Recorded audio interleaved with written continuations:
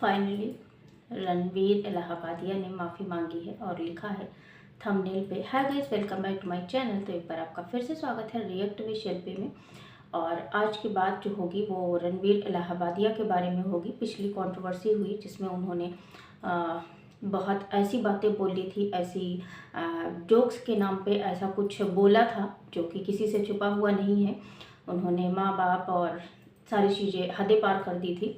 तो फिलहाल आज इतनों दिनों बाद उनका ब्लॉग आया, उनका वीडियो आया, 4 मिनट कुछ सेकंड का वीडियो था जिसमें उन्होंने थंबनेल पे लिखा था डियर इंडिया करके।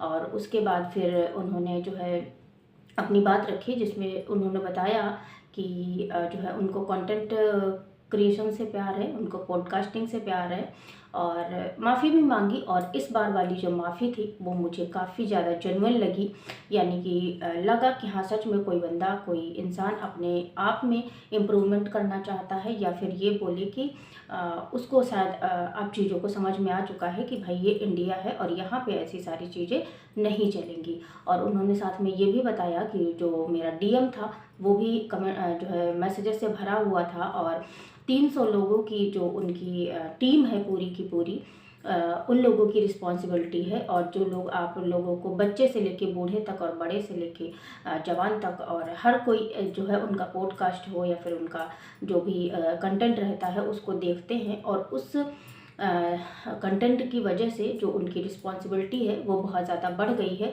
और इस फेज़ के बाद में उन्होंने समझ लिया है कि उनको आगे कैसा कंटेंट बनाना है, उनको इंडिया को दिखाना, उनके रूल्स दिखाना और मतलब जो हमारा संस्कृति है उन सारी चीज़ों को दिखाना और उनको प्रेजेंट करना बड़ा अच्छा लगता है।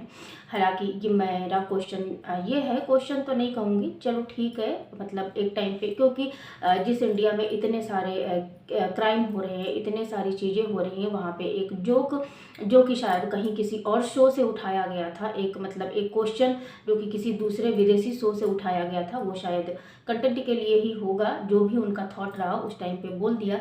लेकिन आज की जो माफ़ी लगी मुझे जेन्युइन लगी, और ये जेन्युइन माफ़ी शायद उनको आगे ले जाने के लिए काफ़ी रहेगी। और हालांकि उनके जो कमेंट बॉक्स था उसमें कोई भी एक भी हमको, बहुत ज़्यादा तो मैंने नहीं पढ़े, लेकिन हाँ जो भी थे मैंने 10 20 50 देखे सरसरी नज़र से, तो वहाँ पे कोई भी ऐसा कमेंट नहीं था जो कि उनके अपोजिट में हो। और उन्होंने ज़्यादातर जो कमेंट्स थे वो लाइक भी किए थे, तो शायद यही सीखने का मौका मिला उनको। और उनको उन्होंने ये भी बोला कि जो फेज़ था, जो ये डाउन फॉल था उनकी लाइफ का, वो कहीं ना कहीं मतलब जब आप किसी चीज़ में आगे बढ़ते हो तो कहीं ना कहीं ये सारी चीज़ें उनको उनकी लाइफ में सिखाने के लिए आगे आई थी।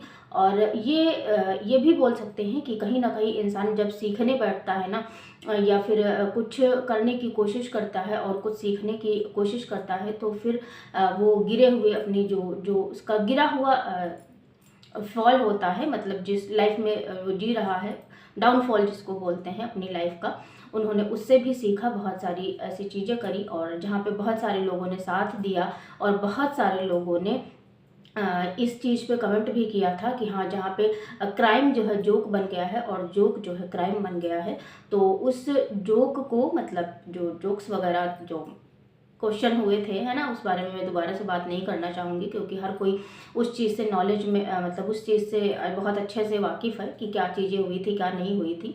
लेकिन अभी जो है वो फिर से शायद लौटेंगे और एक एनर्जी के साथ लौटेंगे और एक पॉजिटिविटी के साथ लौटेंगे। दूसरी बात, सबसे बड़ी बात उन्होंने कहा है कि वो एक रिस्पॉन्सिबिलिटी के साथ में लौटेंगे, ताकि जो बच्चा है, जो बूढ़ा है, जो जवान है, जो उनके साथ का है, जो लोग उनको प्यार करते हैं, सपोर्ट करते हैं, या फिर जो सपोर्ट प्यार नहीं करते हैं, वो भी आगे आने वाले लोग जो है उनसे कनेक्ट करेंगे और अच्छे से उनको फिर से वही वाला प्यार देंगे। क्योंकि जो चीज़ें अभी मतलब जोक्स और वो उसकी बात करें क्राइम की, तो भाई क्राइम तो पीच पर है कह सकते हैं, क्योंकि जिस तरह की रोज रोज नई घटनाएं सामने आ रही हैं, उस तरह की चीज़ों को लेके यही लगता है कि चलो इंसान जो सामने वाला है वो एटलीस्ट अपनी गलती का एहसास है और वह आगे सुधरना चाहता है और रिस्पॉन्सिबिलिटी के साथ में काम करना चाहता है। मतलब एक बात ये अब उनको बहुत अच्छे से समझ में आ गई है और समझना भी चाहिए। अगर आप कंटेंट क्रिएटर हो या फिर एक नॉर्मल इंसान भी हो ना, तो भी इंसान अपनी गलतियों से सीखता है।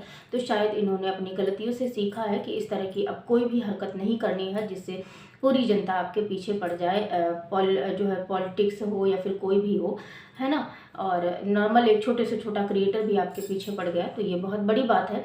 लेकिन उनको सजेशन भी दिया जा रहा था इसी तरह का कि कुछ भी कीजिएगा, लेकिन आप किसी पॉलिटिशियन को मत इनवाइट कीजिएगा, मतलब अपने पॉडकास्ट वगैरह में। ये क्वेश्चन मुझे जो है हाईलाइट लगा, और कि मतलब पॉलिटिशियन को इनवाइट नहीं कीजिएगा, इसका मतलब मुझे नहीं समझ में आया कि ऐसा क्यों वो बोल रहे थे।